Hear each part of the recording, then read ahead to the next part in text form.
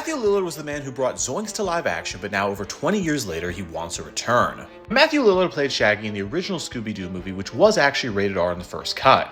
Because the first live-action Scooby-Doo movie was supposed to be a parody where it featured a lot of drug jokes, a scene of Daphne and Velma kissing, as well as a lot of cleavage. Warner thought that was a bad move, so the film was re-edited to be a kids movie, and on a budget of $85 million, it was a success, making $276 million. The problem was the sequel just didn't do nearly as well, making $181 million on a budget of $80 million, so Scooby-Doo 3 was cancelled. Scooby-Doo's writer James Gunn had a script already done that was going to take place in Scotland, where the monsters were actually victims, but it ended up never happening.